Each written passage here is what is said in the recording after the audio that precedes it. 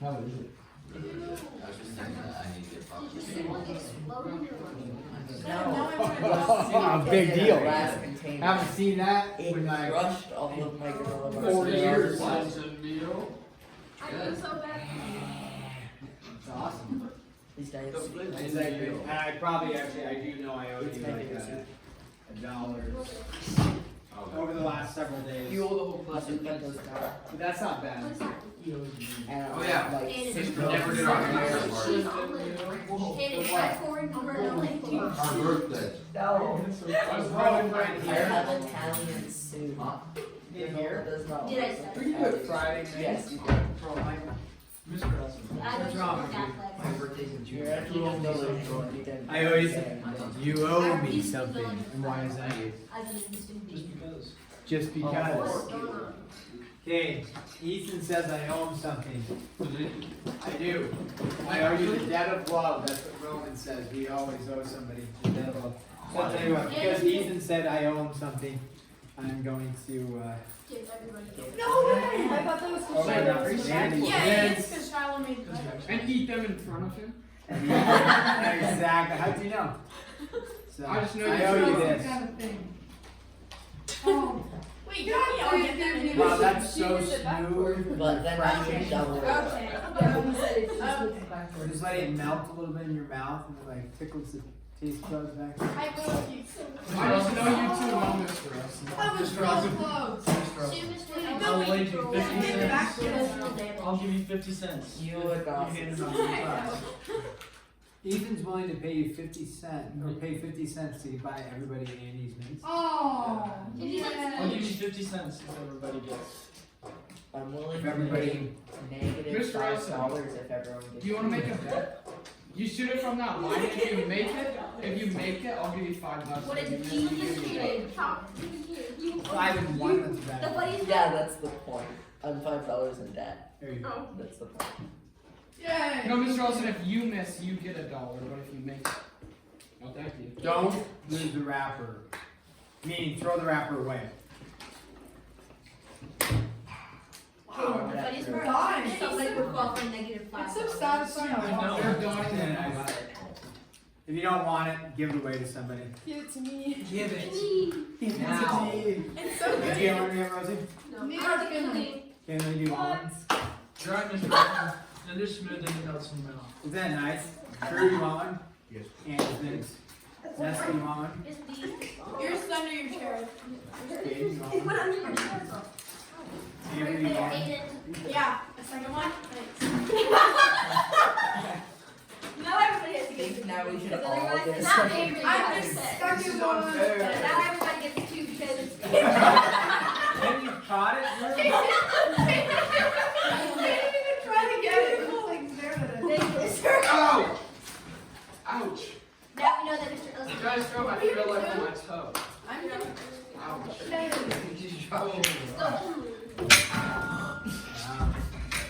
Oh my. It's the sales. That's already broken. What's the phrase? It's why we can't have nice things. Everyone's never just Oh, absolutely, Robert. Wait, are we allowed to talk? Ouch, dude. I'm just trying to Mr. Elson, I raised 50 cents. Give Max for one. it. Oh, yeah, I got you. You got this. Wait, what type of Mr. Elson, Uh, I raised 50 cents. No, I was on me. Seriously? Because I've been really wanting to get rid of that 50 cents. Oh, done. And because you did that, here, have it. Oh, you see that catch? What? Oh, man. Amazing. Posting my hand. Okay, Bodie, sit down. Not helpful. Somewhere else. Your seat is over here. Will's going to be so sad. Will's gone. Oh, that's gonna be. I'll give one to. I'm giving one. Yeah, to everyone in Bill. class got two babies. You weren't there, so you didn't. That'd be so sad. I'm gonna sit him down. Okay, here we go. Let me explain to you briefly the absolute value. You do not need to use the absolute value. It's one of those, somebody might argue you should, in the sense of like teaching it. You only actually Yeah, usually you won't have any complications. Understanding certain formulas and calculus can be beneficial from this. Also, not making an error, and I'll show you where you might make an error when it's a numerical value rather than a variable value. So here's what I mean by that. If you were to take and say, what's the square root of 25? Hopefully all of us are able to say it is 5, right? If you were to take what is the square root of a negative 5 squared, and you were to simplify that, you would state that what's negative 5 squared give you? 25. What's the square root of 25? 5, right? So we know that gives you the answer of 5. Well, the issue is that what people we're doing, we see the square root of x squared. What's the square root of x squared? X, right? So, okay, x, done. Well, what if we applied that same, logic or same rule? We said, let's not go here to here to here. Let's just do from here to here. And we said, well, what's the square root of negative 5 squared? We would write a negative 5. But we know that that's not true. What should it have been? It should have been what? 5, right? So therefore, we say, if you just cancel the square root and square, you think of it as canceling out, then you need to say absolute value. What's the absolute value of negative 5? 5. Now do our answers match? Yes. And so that's why we don't know what x is. And so they say, well, what if x was negative like this? It can't be a negative. Therefore, we just throw the absolute value on it. So, but then if it's a cube root, it could be negative. So it gets a little more complicated. But that's why, so you'll see the absolute value. Maybe your answer was whatever there was in there, 4x absolute value y z cubed or something like that. I don't know one of your answers. You can, for what we're doing, you can just go like this, no problem. We'll leave it as such, okay? So don't worry about absolute value for those answers, okay? Now, going on to 10.2, multiplying radicals. When we multiply radicals, okay, the deal is you have to have the same index if you're going to go radical times radical. Now we can mess with when we turn a radical into an exponent, which we talked about briefly, and we'll see some of that. But we'll do some multiplication, or this just says actually simplify each expression. So if we go simplify here, let's go like this. When we have square root of 7 times square root of 5, we want to check the index. What's the index on both of these? It's not written, but what's the index? 2. If you don't know what an index is, how many times have I used the word index in the course of the discussion on 10.1? 7, 6, yeah. If you don't know what that is by now, you should write it down so that you can know what it is. So then when I say index, I don't have to explain it to you. Right? The index is the number right here. When it's the square root, do we write it? No. Anything above square root, cube root, fourth root, fifth root, you absolutely have to write the index to distinguish it. So when you go to multiply, they have to have the same index. If they have the same index, a square root times a square root, you can just write one big square root, and then you just give a 7 times 5, and then we say it's the square root of 35. So that would be simplified, okay? Now, we actually went in opposite directions when we were simplifying, finding the largest perfect square, and I already showed kind of going back this direction how you could split it, no problem. So, again, multiplication we can combine if they have the same index. Yes, okay, now, here's one. We say, what's the square root of 18 times the square root of 3? Couple routes to go on this. We're like, okay, 7 and 5, 35, done. Well, the issue with the 18 and the 3 is we say, okay, 18 times 3, anybody know what that is off the top of their head? A little bit of mental math can get you there. What's 18 times 3? 54, right? And the issue is that is the square root of 54, is that simplest radical form, or is there a perfect square? Perfect. No. 18. There is a perfect square. 18 is not a perfect square, but what's the perfect square that goes into 54? 6. 9, no, 6 is not a perfect square. What are your perfect squares? 1. 1, 4, 9, 16, 25, 36, 49, 64. So 9 goes into that, so we would say, oh, 9 times 6. What's the square root of 9? 3. You get 3 root 6. So that's fine to go that route. The other route you could have done or gone was this. Let me just, actually I'll just put this like this.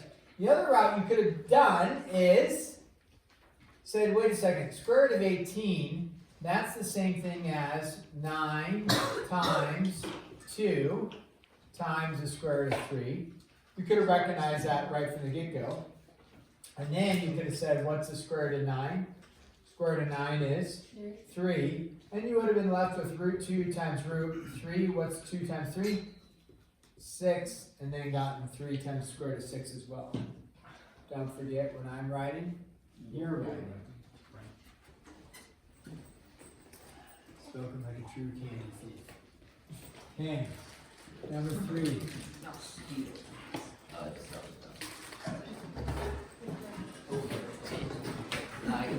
Spoken like a true getaway driver.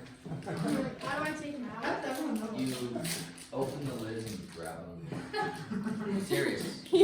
Max, manage it for her. Good, don't lift your hands. Good boy. Okay, square root of 54 times square root of 48. Here's what my recommendation would be. Before you multiply 54 times 48 and get a really large number and then have to simplify from there, find the largest perfect square that goes into both of the, like work with them individually. So,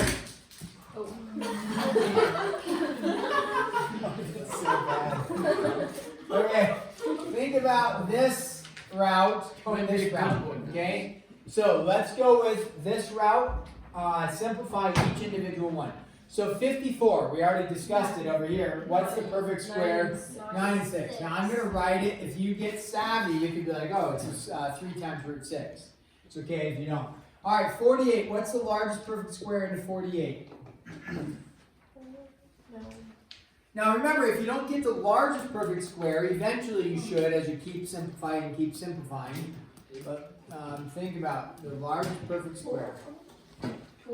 Is 16. 12 times 14, 8. It's 8. No, wait, what am I saying? Let's go through our perfect squares again.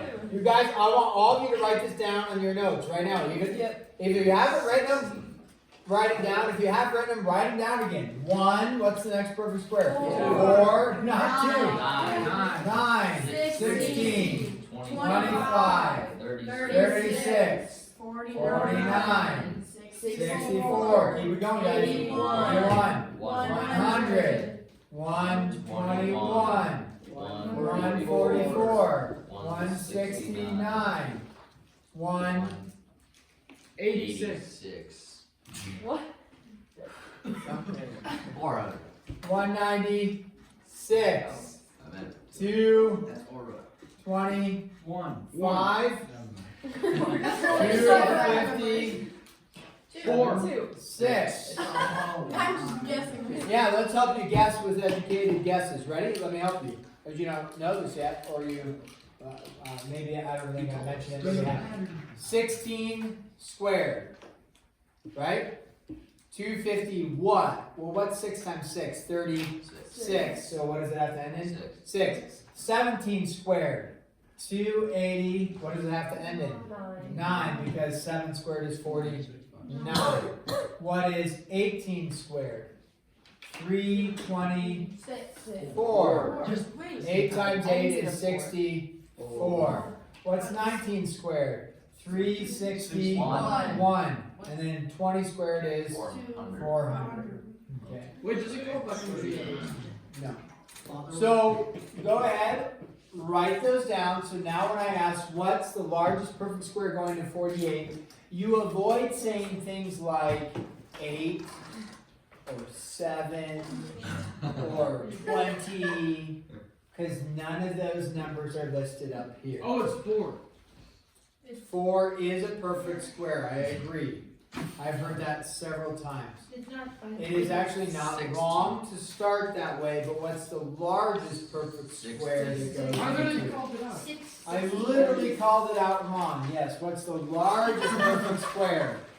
The largest, because we can get there without a whole lot of work.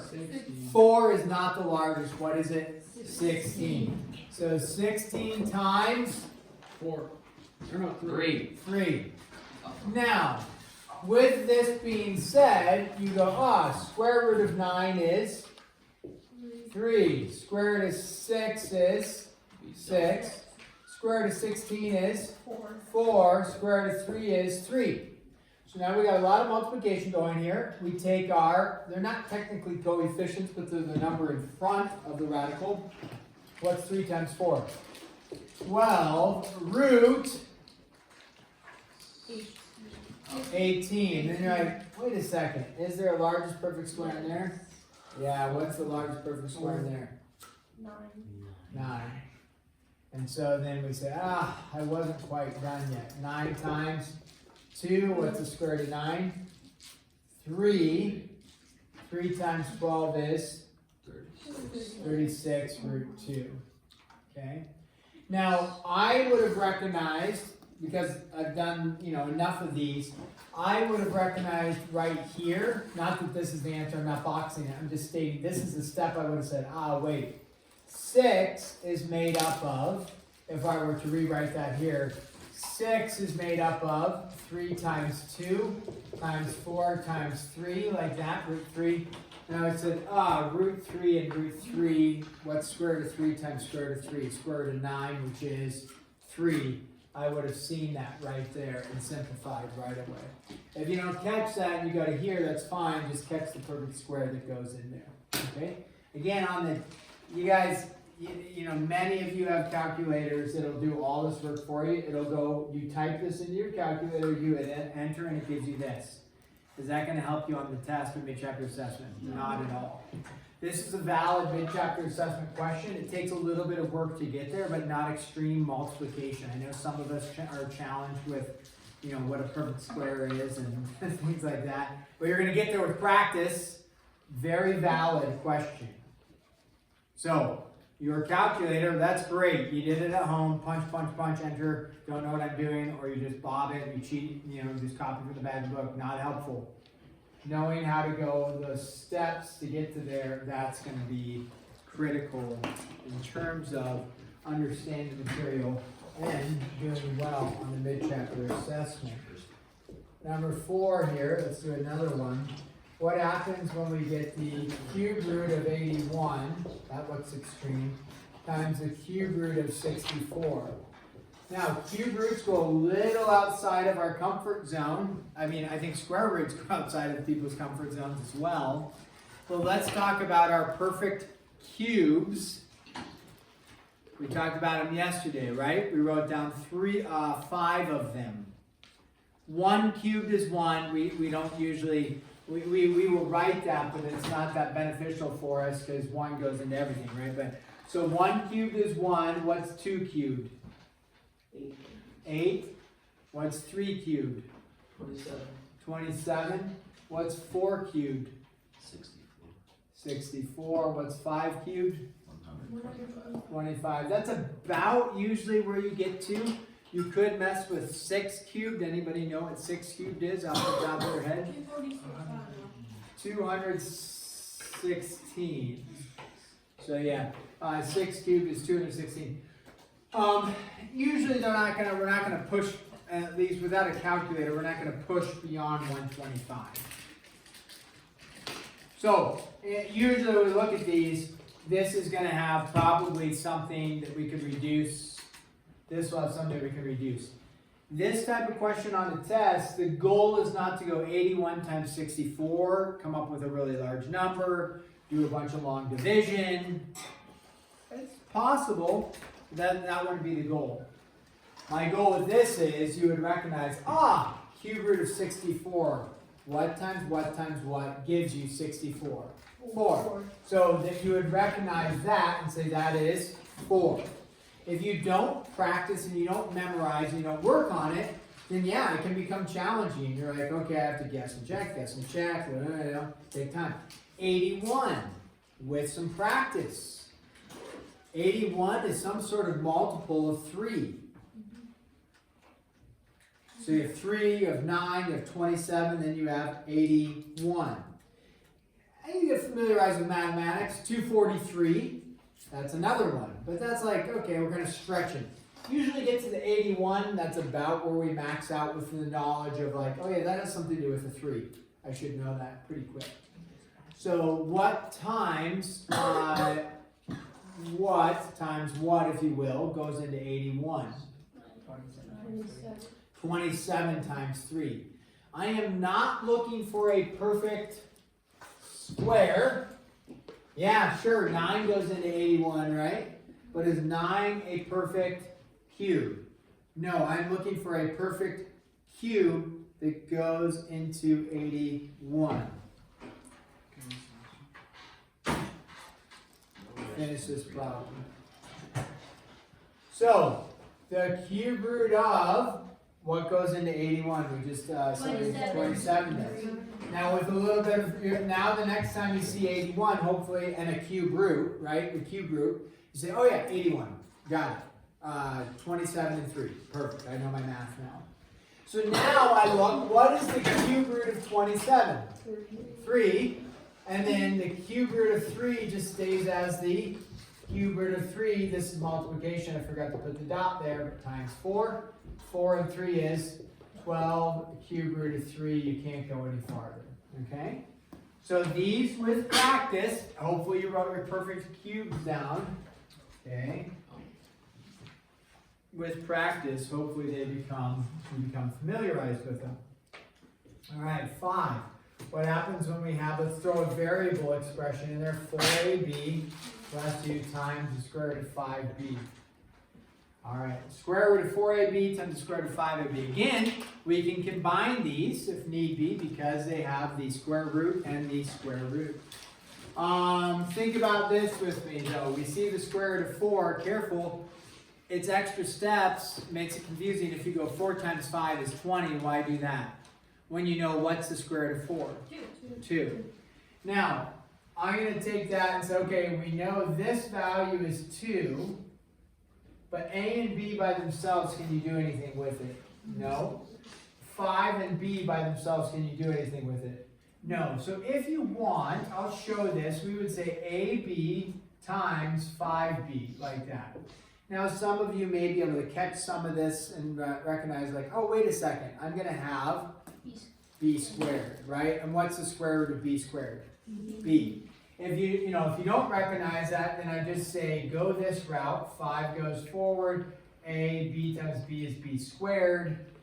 Do the step and then see, what's the square root of b squared? B. So you end up with what comes out. When you have the square root of b squared, it comes out. Again, people make this error all the time and they write like this. They took the square root of b squared and left the b underneath the square root. Don't do that. The b comes out like that, and then you erase this. The book answer will probably have absolute value of b. They're probably going to write this. Remember, just drop the absolute value for now and don't worry about it. Okay, if you include it, that's fine, but I wouldn't worry about it. This is acceptable for us right there. Okay? So show as many steps as you need. Again, bobbing it, not helpful. Actually, we need to do a couple more. Let's do this one. Let's get the cube root in there anytime we can. Actually, do you guys want a 4th root one? No.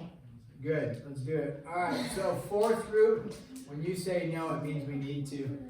32x cubed yz to the 6th times 4th root of x squared y squared z squared. Okay? So 4th root, remember we're asking what times what times what multiplied by itself. the variables and the exponents.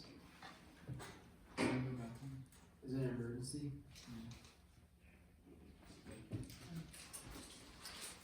Exponents can be a little bit challenging. Sometimes the fourth roots and square roots we're kind of comfortable with.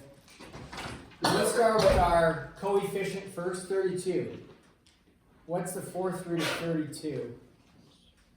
Meaning what times what times what times what might give you 32. There's not many fourth roots that you need to have memorized. I erased our perfect cubes. If we were to do perfect fourths, 1 to the fourth power is 1. 2 to the fourth power, 16. So 16, 3 to the fourth power, 3 to the fourth power. 3 to the fourth power, 81. And then 4 to the fourth power,